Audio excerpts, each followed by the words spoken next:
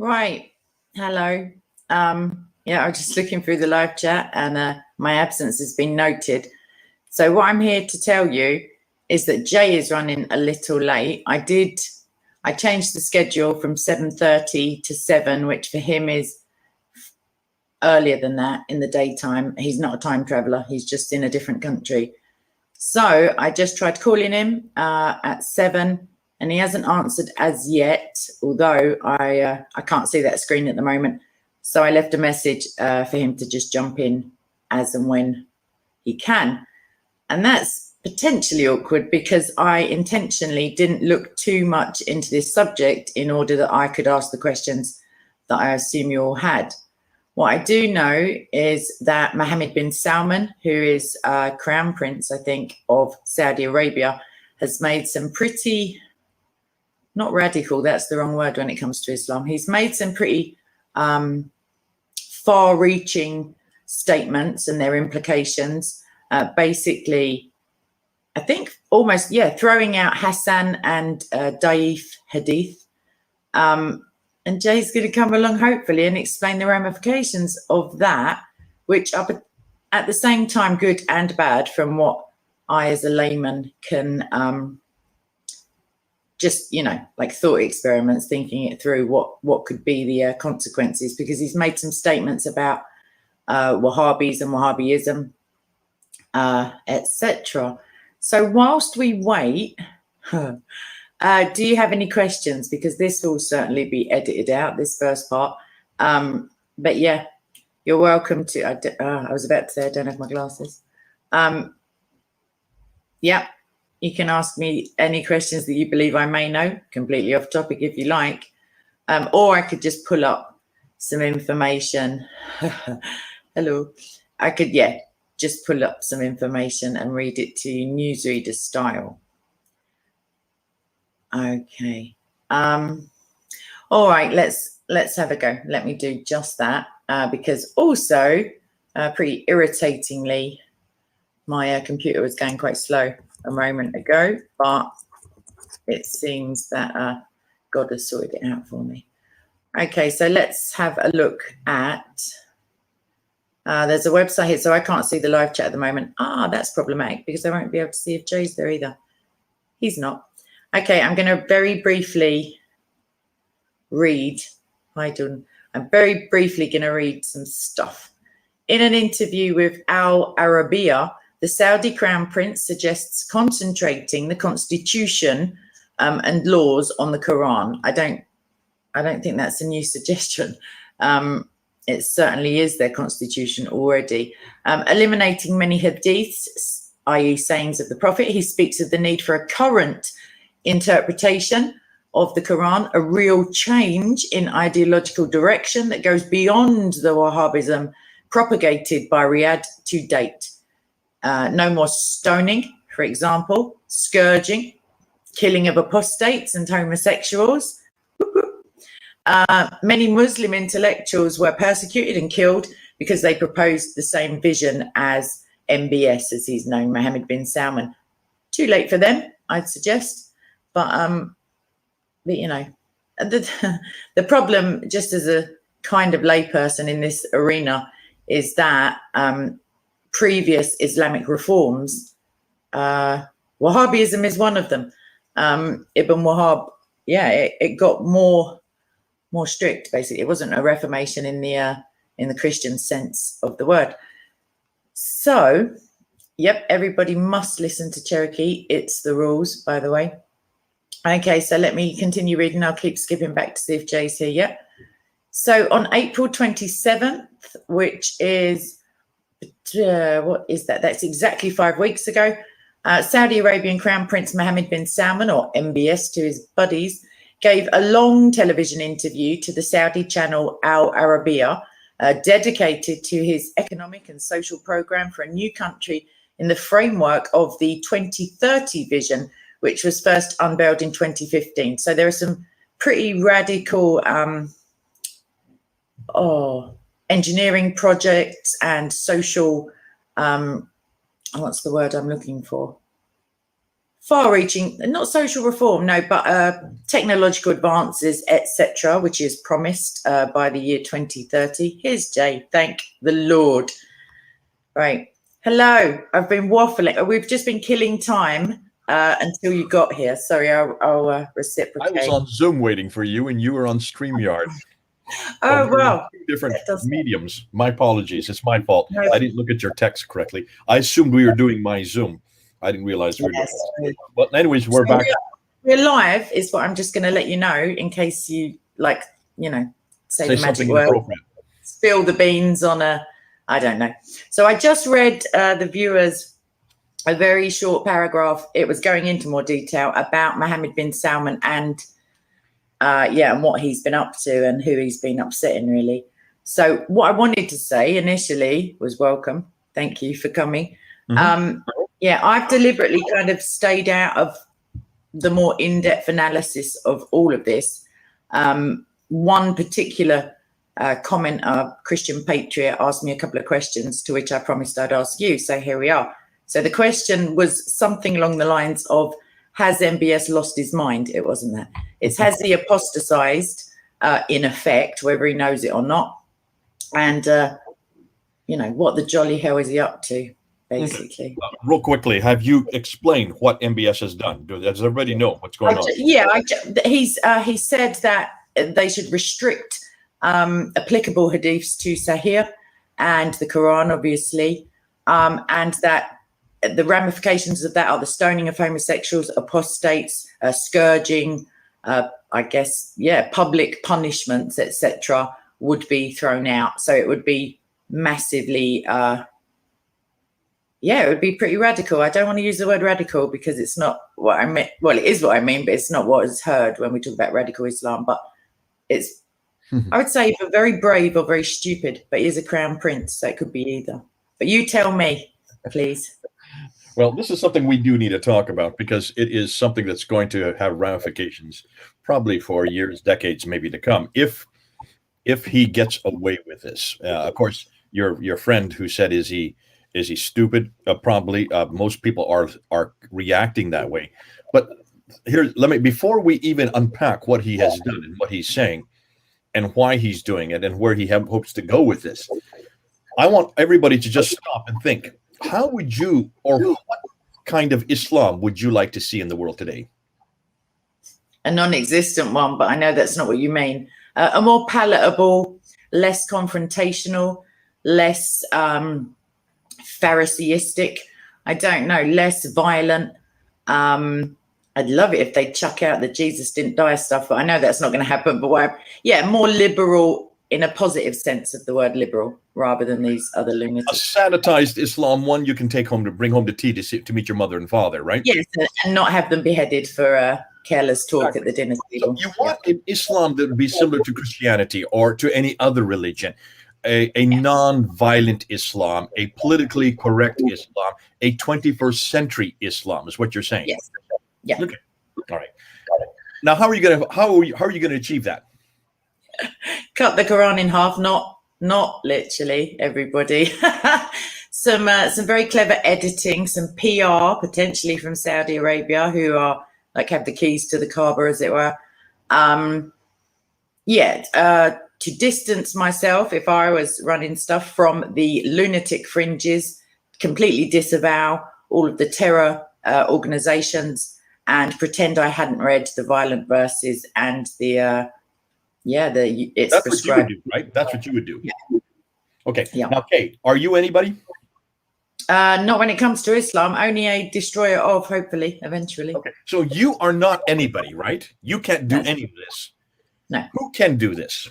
Who would be able to do this? What you're asking? Yeah. Ayatollahs potentially. I don't know, the very top of the heap, as it were. It has to be someone who's, Mohammed bin Salman, potentially, if he lives long enough to carry it out. There's nobody that can do what you're saying. There's nobody that can do what you would like. And this has been the dilemma for all Muslims, because the vast majority of Muslims actually want what you're just saying. They want what you want. This is a no-brainer when you come to think about it. if you were to go out in the street right now, they're in London, I'm in the United States, you're in London. If you were to go out and ask any Muslim, what would you like Islam to be? What would you like Islam to do? How would you like Islam to be known? They would say what you just said. Less embarrassing, I think they'd say, if they were being honest. They would what? Less embarrassing, less called to defend paedophilia potential. Do you know what I mean? Like just less dramatic. This is a no-brainer. The vast majority of Muslims want what you just said. They want an Islam that they can be proud of. They want an Islam that represents them. They want an Islam that is politically correct, an Islam that could fit in the 21st century, and that everybody would look at and say, there goes an upstanding person, and I want to join that. That's an Islam that they want. And they have been looking at the news. You have been looking at the news. They have been looking at since 9/11, since 2001. We're talking about 20 years ago. They themselves have been trying to defend Islam in their image. And the most difficult problem is the violence. Yes. The stupidity of so many Muslims who get up on television and say you can beat your wife, just make sure that you can't see the wounding on the skin. Yes, it is okay to cut off the hands of the thieves and 100 lashes to the other. These kind of things embarrass them, because most Muslims are looking at that and say, that's not the Islam I know. That's not the Islam that I believe. That's not the Islam that I practice. And I want to be proud to be a Muslim, and I can't, because all these idiots all over the world are representing me, and they're all doing it in the name of Allah, and they're doing it in the name of Muhammad. So who can help these dear people out? Who can really do that? Well, the obvious person is Muhammad. Muhammad can do that, right? Jesus is my answer, but that's a different story. Get to that, but I'm saying, as a Muslim, that's not the answer they're looking for, and that's not the answer they're going to listen to, because it's they want Islam to be reformed. They want Islam to be the true Islam, because almost every Muslim I talk to, when you ask them, well, what is true Islam, they start defining Islam in their own image.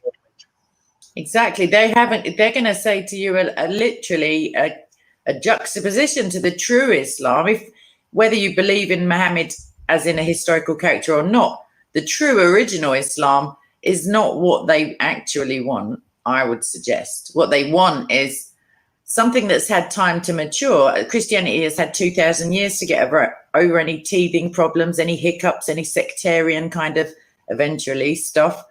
However, they're like a teenage religion, like just in terms of age. They're very volatile, very sulky and moody in my experience. And that's the very thing that the most Muslims don't want you to say, because that's not the Islam they know. They want an Islam that is not only politically correct, they want an Islam they can be proud of. And thirdly, they want an Islam that is relevant for today. Relevant for today. Who doesn't? If I were a Muslim, I'd want the same thing. So who is going to be able to do that? Who is going to offer that? Now, I asked you who. Give me a name of somebody who has that kind of clout, and you couldn't think of a name, because there is. I can think of the top names in Shia Islam, in Sunni Islam, like as in leaders, religious leaders. Well, exactly, because each of them are like sectarian, like divided in terms of. Oh no, there are people who can give out fatwas. Certainly, there are people who can. But almost every one of them are the wrong people, because almost every one of them are the ones that are causing the problems. Yes, none of them are. Yes, none of them are universally accepted, even within Islam, let alone everywhere else. And the only ones that I have heard in 40 years of working in Islam who are doing and saying what you're saying are all usually academic Muslims who live in the West, who are teaching at Oxford University, or they're usually in Europe, they're somewhere in America. They have already left Islam. They've gone to the diaspora. They've come to the West because of this very problem. Yeah. To get away from this Islam. And they're the ones that are actually saying, well, there is another way to see Islam. There is another way to interpret Islam. It's called ijtihad. And that means to take what is in the scripture and to apply it for today, to contextualize Islam, to contextualize Islam so it is relevant for the 21st century. But remember, they're only in our universities. We love them. We love them because they're speaking our language. They want what I want. They want what you want. So So who left then is left that would have any clout? It's not in Europe. I guess populist. I don't say Zakir Naik or anyone of that ilk, but what I mean to say is people who can. Zakir Naik would never say what it is. Zakir Naik in the 21st century. No, you're misunderstanding me. People, Muslims who are well known and somewhat respected, who can capture the imagination. Then they have to I guess, marry it up with people who are in actual control. And there has to be some sort of conglomeration of academia and the populist imagination. Why do they have to be an academic? Why do they have to be a theologian? They don't have to be. What I'm saying is the theologians or the academics are already desirous of this outcome. However, it's not them who influence the masses. It's not those people who are influencing the Muslim. Look at the names. Fazlur Rahman, Taslim al-Nasreen. Who are these people? Never heard of them. Muhammad Ghanouchi. You've never heard of them, but I've heard of them in most any Western. Exactly my point. No, so any Muslim on the street doesn't have a care at all who these people are. Just how Mohammed Hijab just threw Qadi out under the bus. He just said, "Oh, what does it matter what he said? Who is this guy?" Like after blowing, smoke up into his derriere before Yasser that. Qadi is a prime example. Yasser Qadi, when he did that interview a year ago, coming up on the 8th of June, when he did that interview by Mohammed Hijab went to him. Why? Because he was a man of repute. He was a Western scholar. He has a PhD from Yale University. And now within a year, he's now been thrown under the bus. Why? Because he dared to say what no one says, and that is the Islamic narrative has holes in it. Mm-hmm. The Islamic narrative has holes in it. Everything that the radical Muslims, of whom Mohammed Hijab would be a member, everything they want has holes in it. Now, so who is left? You've thrown Yasser Qadi out the window. I think it's the populist. I really do. I think it's people who can influence and grab the attention and the imagination of both leaders and the common Muslim, as it were, on the street. I think it has to be populism, like some form of charisma. But it's certainly not hijab. I'm not sure. Already given his name. You did it about 5 minutes ago. Oh, gosh. Don't do this to me. Mohammed bin Salman. Oh, yeah, no, I said to him at the beginning, but I thought you threw him out the window as well. Bin Salman, it does not fit in any of those categories that we've been listing. Well, he's populist if they want to keep their heads at the moment. I mean, they would say they as traditional as you can get. He comes from the Bin Saud family, the Ibn Saud family, who are the rulers of the holy places. Remember that. They are this richest Muslim nation on earth. He controls all the purse strings. It is the center of Islam. It is where Islam began. It is where Muhammad came from. He is from the same tribe as Muhammad, so they say. Everyone about him puts him at the top of the heap, does it not? Yeah, definitely. He's in a position to, he's still got his head on his shoulders and he said it. So that's a positive start, isn't it? I mean, continue to tick these off. What else do we know about him? He's young. Richer than Creosote. He's got he's got a fortune behind him that is independent, I think, of Islam. He's got some charisma. Redo that phrase. That's independent of Islam. Where do you think most Muslims believe that fortune came from? Allah. I'm not sure. I don't know. He didn't do anything to gain it. It came bubbling out of the ground. Who do you think put it there? What I mean to say is if he moves to Europe away from the center of Islam, as it were, that money travels with him. He's not just he's not going I know, but the point is it's his money. I'm not saying he's going to spend it on hookers and cocaine, but it's his cash. Okay, so he's a pauper, and he also doesn't know much about his religion, it appears. I don't tell me. Purse strings, though. He controls all that money. Oh, governmentally, yes. Trillions of dollars. And what is he doing with that money? What is he doing that no one has dared to do before? Trying to bring Saudi Arabia and therefore Islam into the 22nd century, I would say. He's trying to have some pretty attractive ideas to encourage admiration from the rest of the world, etc. Like what? Oh gosh, building works, I don't know Sorry? if you've done this already with your hearers. I was late. No, Let me I just tell haven't. you. No, I literally was a paragraph in. No, so I wouldn't. It's not renovations. I can't think of the right word. Far-reaching, novel. No, I can't think of the words. Well, it's Groundbreaking. very simple. He's basically seducing the whole world, and he is saying to the whole world, we are the future of the world. We are going to have the most advanced cities on earth. We're going to have the best universities on earth. We are going to create a whole new Silicon Valley. It's called NEOM, NEOM. It was started in 2015. It's almost halfway through. It's going to have a line that's 110 miles long with all of these pods where people will be living. They will have the best researchers. We'll have the best thinkers. We'll have state of the art. We'll have the fastest train in the world that services this line. It can go 110 miles in 20 minutes. We'll have robot maids. We'll have robot dinosaurs. We're going to have an artificial moon that we can control. We're going to have flying cars. No other city in the world can even begin to boast this kind of technology. And we're going to do it by 2030. That's just 9 years. This is all going to be fulfilled in 9 years. More than that, we're starting to build buildings, the tallest skyscrapers, a skyscraper that's going to be double the size of the Burj that's in Dubai. We will have the tallest buildings in the world. Most of them will be housed in Riyadh and in Mecca. 62 of them will be in Mecca alone. There's going to be 2 other cities, technological cities. These will be cities that nobody has ever thought of before. No one has ever done, because no one has had the finances to do that. We have been given this gift by God. It's called oil, petrochemicals. We didn't do a thing for it. It was planted in our sands. Why do you think God put it there? So that we could be the magnet for the whole world. We're going to have 4 universities that are going to crack and be in the top 10 in the world. Right now, they're in the top 500. We're going to bring them down so they're going to be in the top 10 in the world. Now, stop and everything I've just said in the last 5 minutes. Put your Muslim cap on. What does that sound like? Sounds really good. If I was wearing a niqab, it sounds like public relations. It sounds like people being attracted to my religion and to my spiritual home. It sounds like. Look what else he said. We're going to get rid of the niqab. You don't have to wear the niqab. That just came out a month ago. Sorry, if I removed 50% of my brain, I do apologize. Okay, yeah, okay. So if I was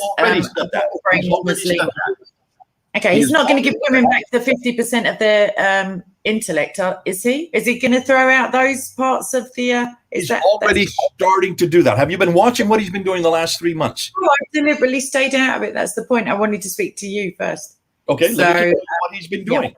He now has allowed women to drive cars, which they never could do before. He just, in the last 2 weeks, has now said that women can leave their home unchaperoned. He has now said it's up to the woman whether she wants to wear the hijab or not. She must make that choice. He just this week has demanded that all the loudspeakers who are doing the prayers, that are loudspeaking the prayers, must diminish the volume by 50%. What is that telling you? It's telling... Do you know, bizarrely, it all sounds quite horrific if I take off my Muslim cap. But what it sounds like is that he's trying to get the outside spaces or the external nature of Saudi Arabia into the 22nd century and beyond. And he's just about bringing women into the maybe 14th century of Europe. Like, he's just allowing them what they should have had, you know. But it sounds... What are the red flags that are coming up in your mind? What are the red flags? It's the sugar coating around the poison pill. It's far too much. Poison pill. Hold on a minute. Isn't this what you want? Isn't this what you've been asking for? No, because it contains the religion that says my Jesus didn't die on a cross, because it's still, it's still no salvation whatsoever in it. And because it's like state sponsored as well, I don't know if they're going to, I know there is some alcohol there. I don't know what they're going to do with new visitors. I think it's, yeah. Every one of these problems you have are problems that everybody has. And how are you going to suffice those problems? Mudaifa, the guy it was on the Mudaifa show, Abdullah Mudaifa show. It was his show. He's very popular. He's on Arabiya television. He has a popular show. It's like what we're doing right here. It's a conversation show. It's not a conversation. It was an interview. And so Mudaifa asked him the question you're just asking. But Mudaifa said this. Well, hold on a minute. How are you going to do all this? How are this going to be possible? What are you going to do with the traditions which stand against this? What are you going to do with us, the Wahhabis? The Wahhabis are never going to let you do this. How are you going to survive? What are you going to do with the radicals? What are you going to do with that part of Islam? And it was at that period that I started to listen. This is where I really wanted to listen. I wanted to see how he was going to answer that question. Because that's the question you're bringing up. That's the question everybody's bringing up. That's the question your friend said, this guy's going to be killed. This guy's an idiot. Because why? You can't do this to Islam. Listen how he answered it. Now just listen and tell me what you think, Kay. He said, our constitution is this. This is our constitution, the Quran. This will always be our constitution. But the hadith you're talking about, there are 3 different levels. You have the Sahih, you have the Hasan, you have the Ta'if. 3 different levels. The Hasan and the Ta'if, they're weak. We can throw them out. I'm just paraphrasing what he said. He said it much more eloquently, and he took much more time. The Sahih we must retain. However, we will only retain that Sahih, that's Al-Bukhari, Sahih Muslim, Ibn Dawud, those, the 6 major compilators that are from 9th to 9th century. Those 6, we will only retain those which agree with this. This becomes the foundation for that. So the Quran science is out of the window then? So clearly. 90%, what he was saying, he didn't say this. We know that if you're going to take only those Sahih that agree with the Quran, you throw away 90% of it and you only retain the 10%. And it's the 90% that you don't like. It's the 90% that Muslims don't like. It's the 90% that's been a thorn in the side of Muslims for generations. It is this 90% that you were just doing a whole litany of things, one thing after another. Now, do you know what he then said next? No. What about the Wahhabis? Oh, I see. Yeah, still answering that question. For those of you who don't know, Saudi Arabia is absolutely dependent on the Wahhabis. The Wahhabis, the Ikhwan, which would be the Brotherhood. For 400 years, Saudi Arabia has been able to exist as the center of Islam because of the Wahhabi movement, which amalgamated itself with the Ibn Saud family in the 17th century. That's 400 years ago. When it came around. As long as the Wahhabis were there giving them their theological foundations, the princes could do what they want. And remember, there are 5,000 of these guys that live today. There are 5,000 princes. They run the country. MBS, let's just call him MBS for short. That's Mohammed bin Salman, is the de facto ruler of all the princes. He is the one, the next in line, and he is the one that's running the country. So here he is. He has to have this response. He has to have this legitimacy down here. So he can't just throw it out. So what did he say? He used Wahhab's own definition. Yeah. He used Wahhab's own definition in his answer. The guy's brilliant. He said, how is it that we've allowed one man, Abdullah ibn Wahhab, to be the arbiter between man and God? This is called shirk. You do not elevate anybody to that position. Wahhab himself would have been the first to disagree with this. Wahhab would have been so angry if we have used him and what he believed in the 17th century and applied it to the 21st century. Therefore, we have to have ijtihad for every century. We have to have ijtihad for every year. We have to have ijtihad for every place. What a brilliant response. What he is saying is, we're going to arbitrate as to what is authentic and what is not authentic. We're going to arbitrate as to what ijtihad means to interpretation of Scripture.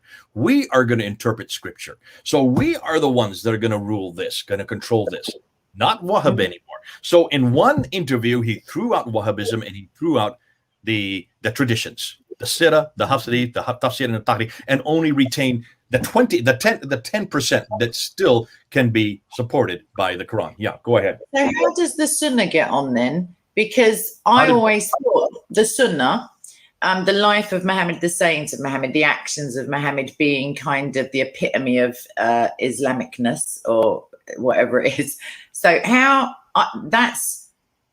I thought that was the main reason, actually, that it was kind of stuck within the 7th and 8th centuries in terms of dress codes and treatment of women, treatment of camels, treatment of like caravans, raiding, child marriage, etc., wearing your trousers above your ankles, and all of the like fripperies around the edges. I thought that was because it was based on a guy who was or did not exist in the 7th century, and that's why it was for all time, even though it was that time for all time, like frozen, like cryogenically frozen, and then just to have an iteration that now comes around every generation is dangerous. You're exactly right, and we have the same discussion as Christians, do we not?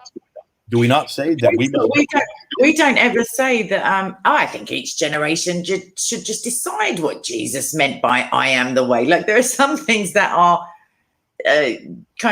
universally accept, like the divinity of Christ, for example, the crucifixion, the resurrection. Like it doesn't matter what denomination you are, if it's not a weird heretical one, you believe that Jesus is God. Do you know what I mean? So to say we've never had this problem.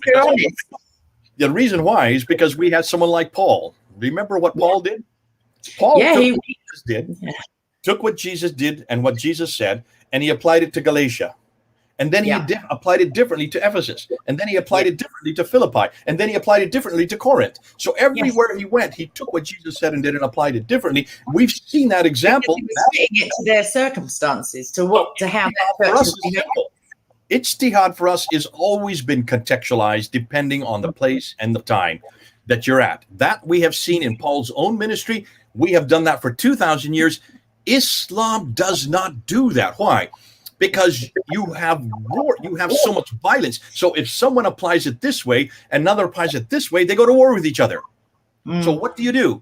Because of all this violence that has happened between these different schools and the different views of what Muhammad did and said, they have decided, therefore, just to go back and do it exactly like he did it. There is no contextualization. It's the contextualization that scares everybody. Muslims are scared to death of contextualization because they know that they will go to war against it. I think MBS sees something that Christianity has done that he's not able to do and has not been able to do it and wants to. And that is, you need to take what Muhammad did in the 7th century and then apply it to the 21st century. That doesn't mean you just take exactly what he did, which means you wear trousers like he wore, you wear a beard like he wore, or you apply his directive. You don't marry a girl who's 7 years old like Muhammad did, because that's no longer relevant for the 21st century. So that's why so many Muslims are saying, I don't want to go back to that model, because that model must remain in the 7th century and it must remain in Arabia where it belongs. But it doesn't belong here in the United States, and it doesn't belong there in Europe. And what MBS is saying is, we're going to be that model. In that model, we're going to decide what is relevant for today, not what is relevant for the 21st century. Sorry, I'm going to mute myself. We're going to use Wahhab against you. I'm going to mute myself just while I'm going to say something, but then I'm going to mute myself because someone says they can hear an echo. But what I was going to say is, or my question is, I don't know if it's too early to tell. It's only been 5 weeks, but how are the neighbouring majority Muslim countries taking this? Are they pretending it hasn't happened? Are they just kind of waiting for him to come to his senses? And then the wider, because obviously there are like a few lunatic Islamic countries, like how are the wider Islamic, how is Islam taking it in terms of nations though? Like, are there any come out, in support already? There have been huge outcry. There have been many who are upset, like you just said, like your friend who has said. There are thousands who are going to say that. And the people who usually are the ones who are most upset are the loudest. They always tend to be the loudest. And just expect it. But the majority of Muslims, including Muslim nations surrounding them, are absolutely enamored with this message, because this is what they've been waiting for their whole lifetime. I would suggest, and there should be a survey, we should do a survey on this. I would suggest that 70 to 80, maybe even 90% of Muslims want this image of Islam. Because almost all the Muslims I have met, one of the most difficult problems they have has to do with identity. They are embarrassed by their Islamic identity. And they are sick and tired of letting these Salafis, these Wahhabis, these extremists, these radicals speak for them, because that does not represent them.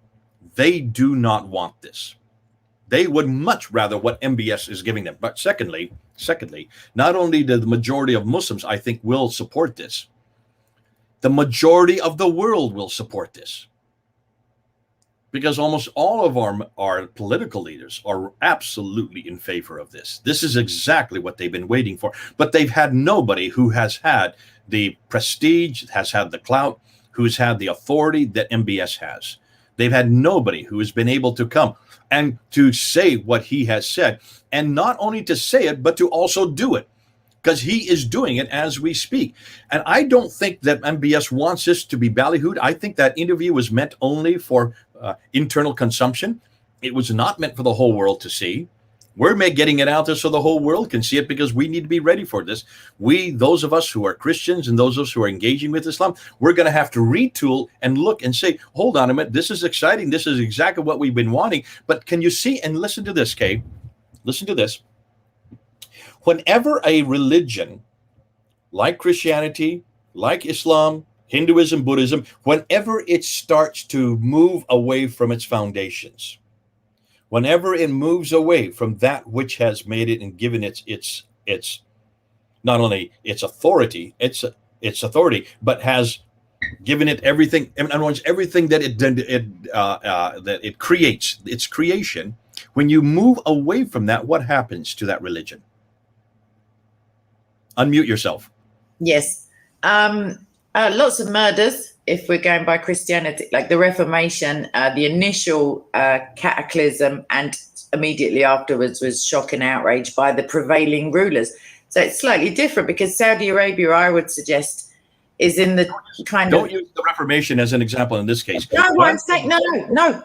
Yes, I am. I'm talking about religious reform. I'm saying that in the previous status quo, it was one man against the might of Rome, whereas this is the might of Rome is the one, as it were, bringing in these changes. And I can't believe, for example, that Iran... Sorry, Jay, let me just finish. I can't believe that Iran, the way it is now, beating women in the streets who dare to take off their skirt. I can't imagine them giving a little like golf clap and saying jolly well done. No, you're right. Yeah. And Iran's not going to like this at all. But Iran only makes up 10% of Muslims. Remember that. And the vast majority of Iranians would actually like very much what MBS is saying. And I would suggest that the majority of Iranians are going to start leaving much of Shiism and probably say, let's have a Shiism that's based on this. But let me get back up again. Let me just rephrase this question again. The vast majority of, when you look at the West, just look at our example. Look at the churches that have given up the Bible. Look at the churches all over Europe that have given up any idea that God sent his son or that Jesus did miracles. Anytime they become liberal, what happens to those churches? It's a very broad question. They fall into heresy for sure. They become antichrist. They are probably more popular in terms of they can go along with any trend and narrative that comes along, like LGBT. Have you been to any of those churches in Britain? No, because I'm not a heretic. No, I'm joking. No, I've never been to an church.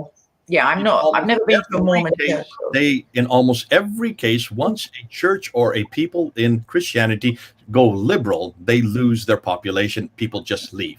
That's why in Britain today, the Anglican Church is closing two churches a week. Two churches a week. Nobody needs to know. Don't tell everybody. But what are the churches that are bursting at the seams? Ones that are ones that now it's countercultural to be traditionally Christian. It's now seen as close to the Bible. The ones who stick close to their foundation, in other words, Jay, bursting at the seams. We're taking all the people from the liberal churches and they're coming to the evangelical churches. The evangelical churches are growing and growing and growing and growing. Can you see the same thing's going to happen to Islam? MBS thinks that the Quran is the solution. I don't think he's ever read the Quran. I don't think he's even opened a page of it to understand what the Quran is holding. He has no idea how hopeless the Quran is. He has not been aware of these newest discussions we've had on the difficulty with the preservation of the text. He has no idea about the Qira'at problems. He has no idea about the manuscript difficulties with his Quran. I don't think he even knows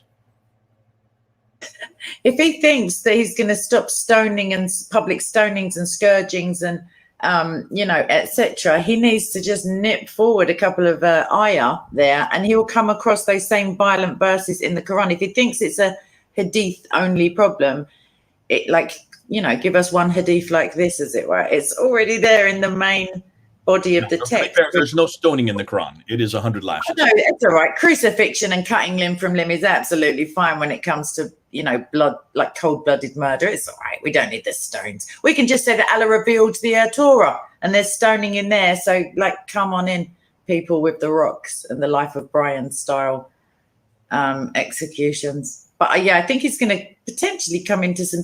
That's another question I wanted to ask, because obviously it's theocratic, but with all these other, it's not really a unique job title, crown princes, but with all these other family members, I guess, is there some consensus? Do you feel that this has gone through committee? Surely it wasn't, because he's got all those plans to soften people up and attract people economically to the country. Do you think this has passed through various committees to be made palatable, as a PR move? Or, there's no way surely that he just came out with all this on a whim, because it was like a 90-minute. Listen, this is not on a whim. Who do you think gave him permission to build the NEOM projects, $500 billion? You don't just write off $500 billion off a whim. Who gave him the commission to build a $100 billion line? That you don't just write off. No, the financial stuff. I mean, the statements that he made within that interview, certainly also if it was only for domestic consumption, as it were. Do you think that there was any point, because I haven't watched it, that he was backed into a corner and just said, maybe spoke incorrectly or rashly? Or do you think every word was considered and sort of pre-planned, as it were, rehearsed? I don't think he intended the whole world to hear this. I don't think he wanted the whole world to hear this. Even as I've said over and over again in all my videos, when he came to that question, he started doing this, which means he was nervous. He was waiting. He felt the noose around his neck, probably. His shirt was too tight, but he would do that in the beginning part. Maybe his aorta felt a little bit constricted. What do you say? You put your own thing on that. What I did notice is that he hardly ever did that in the first hour. That really started going furiously once he was asked this question about theology, because he knows. And listen, we all know Islam without its theology is divorced of its authority. Islam without theology is divorced of authority. He knows that he cannot do anything without having the theological base. Islam is very much the mosque and the state are amalgamated together. They cannot survive without each other. It's given the authority to remain as brutal as it is and has always been, or more so since Wahhabism, because of the veneer of God-allaliness. I don't know if that's a word. The godness makes everything else okay, because if the Prophet said it and if Allah said it, who are you to say, please don't chop their arms? He'll still continue to say the Prophet said it, but this is how we apply it. The Prophet wanted it, but this is how we contextualize it. So it's not even eternal command. Like contextualization, application, ijtihad, qiyas, that is agreement, that is of opinion. This is all going to start coming out into his future talks. But he already has set the litmus. And I think what he is doing, he is starting before he's even made a pronouncement, he's already building the buildings. So that by the time that the theological problems will have to come to the public fore, the buildings will all be there, the transportation will all be there, the model will be there, and they're saying, see what we have done? We can be trusted. Listen, we've kept up our side of the bargain. Now you theologians, you better come up with us, please, in order for you to be able to use this material, to reuse this building, to have these kind of schools, to be the magnet for the whole world. You're going to have to jump into the 21st century. And the best way to do that is take what Muhammad did and apply it to the 21st century. It reminds me somewhat of, it's Urban II, who was the Pope who finally managed to get the theologians to justify basically the Crusades, theologically. He already had what he wanted to happen. So he had the vision, and then just as you're saying MBS is doing, then he does the thing, whatever that thing is, and then he gets the theologians to play catch up and make it right what he's done or how he's done it, or the societal changes that he's ushering in. Certainly with women not being flogged or stoned or out without an escort. Can you imagine hair flying in the wind, and just, I can't believe it, actually. No. Educated, We don't driving know where this is going. Let's see where it goes. We need to be there to be aware of it, to be on top of it, to be able to interpret it, and we need to be able to make sure we bring Muslims home, because so many Muslims they're gonna want the trappings. They want the Disneyland. Mm-hmm. They just don't want the theology that goes with it. Bin Laden is, in the future, we could be calling him Mohammed Bin Laden, MBS, or we could use MBS to call Mohammed bullshit. To go both ways. We could do that, Jay. We could do that. I've never heard you curse, I don't think. So the thing when you just said about Disneyland, I just heard Kryptonite's voice in my mind saying Allah is a mouse. That's so potentially this all ties up in some weird. This could turn out to be. You're right. Another Mickey Mouse. Maybe. I really do genuinely hope, actually, even though, like, it's such a nice feeling to imagine that soon, by 2030 maybe, or eventually once everyone else catches up, if it catches on, there may be opportunity for actual debates with Muslim apologists that have integrity, where they don't have to just wriggle around and try and like throw this one out and that hadith and that scholar. Like that there'll be a level playing field where at least they can just, argue without the disingenuous take it one step further. Where do you think all the Muhammad hijabs and all of these Muslims who are setting up mosques all over there, where do you think they get their finances from? The Job Centre. I'm joking. Or dubious charities that they set up. No, I imagine that most of it comes from Saudi Arabia. Who now controls that Saudi Arabia? If he does control, like he said he's going to do, he's going to start being careful who he sends money to. So the Muhammad hijabs and the Ali Dawas and all these other Salafists who have been enjoyed all this finances coming from Saudi Arabia, that's going to soon be shut off. Now who's going to speak and have the loudest voice, and who's going to have the biggest platforms? Well, the loudest voice accolade obviously has to go to you, because you don't use any loud hailer at all. But I guess they're going to have to.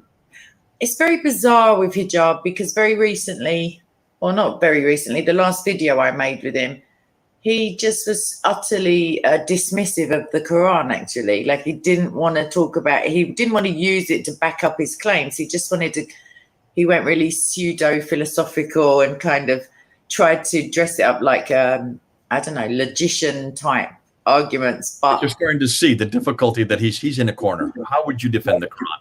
Thank goodness he's already realizing you cannot defend the undefendable with the Quran.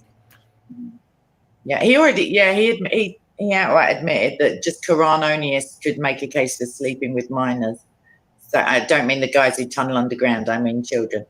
So, I mean, he didn't have any issue with that, because obviously he's clinging to the hadith to say, but that's not actually it, even though it's clear and concise. So it's going to be fun times. I'm quite surprised, actually, that MBS has any populist support outside of Saudi Arabia, because obviously internally, like inside Saudi Arabia, they kind of have to go along with it, even if he's saying, no more public execution. I think you're going to find he's going to get a huge amount of support. The fact that there has not been any public denunciation of him in the last month speaks volumes. We'll have to see. I could be completely wrong. You're right. Maybe there will be an enormous backlash against him. I haven't seen it happen yet. And we've certainly been putting this up there. I've been putting this up there for a week and a half, and no one's really come back. I've been looking at the comments. I don't see any Muslim be by sign saying the guy's going to be assassinated. We're going to kill him.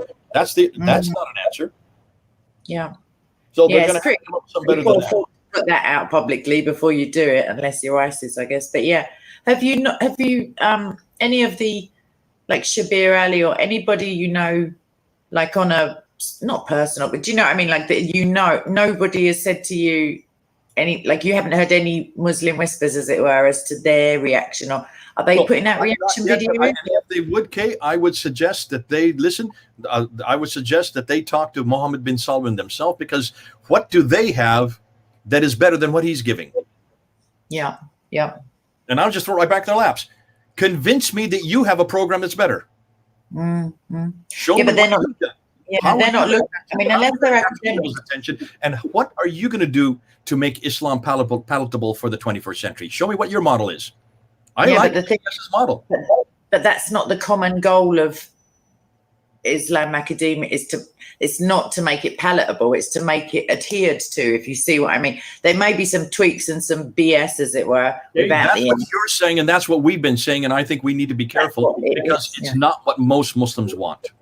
Oh, but it doesn't matter what they want because Allah knows best as long as you don't ask him questions. So it doesn't actually matter what Muslims want. If I were a Muslim, I could say Allah probably wants this religion, my religion, to actually be relevant for the 21st century. I'd say subjective. He's going to make those who follow Isa superior till the day of judgment. That's what I would say. But Muslims all coming to the West and not going to Saudi Arabia. It's one of those conundrums. Why do Muslim refugees, the genuine, legitimate people who fear for their lives or their economic, whatever it is that's going on, the war-torn country, why do they never go to the first peaceful Muslim country that shares the same version of Islam? It's a mystery. What's the answer? They don't really want Sharia. They don't really want Disneyland. They want security. Yeah. They want to be happy. They want jobs. They want what everybody wants. That's a no-brainer. Yeah. Who's giving him that? Who is giving them that in the Muslim world? Show me one other country that is doing what MBS is doing.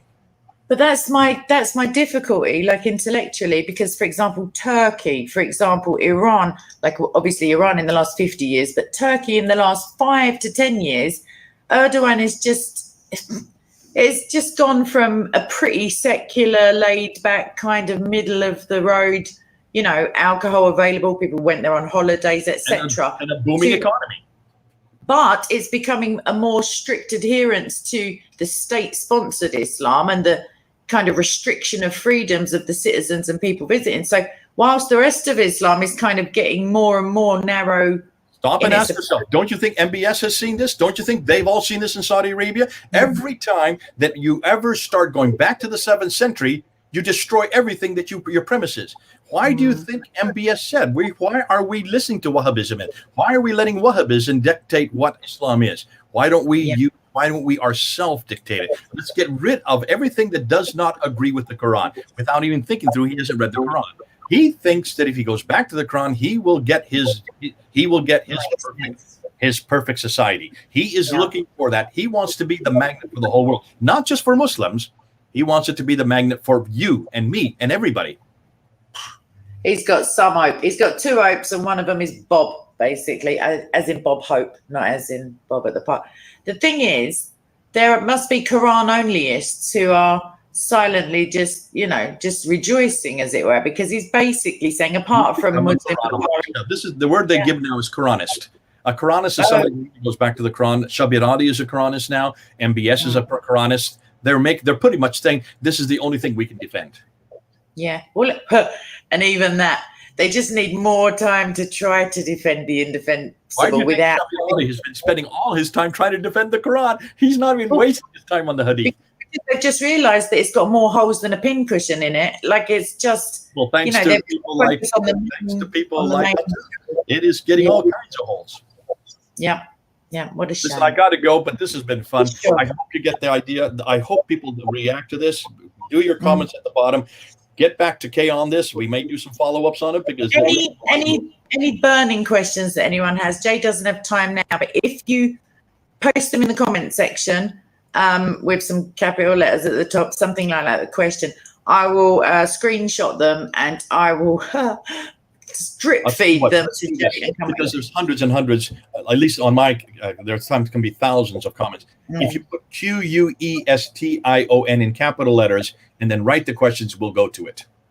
Excellent. Well, maybe if there are enough of them, obviously we'll just do another bid. Otherwise, I'll screenshot and send them through. All right, brilliant.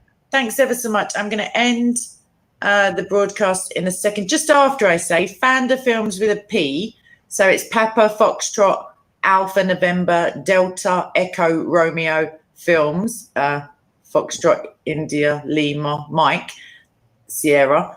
So Wow, go. impressive. I had no idea I you knew know, that lingo. a lot of Morse growing up, a lot of Inspector Morse. Yeah, so go to that channel, please, and press the subscribe button, press like on anything you see floating past, like I'll drop write it right comments, here. etc.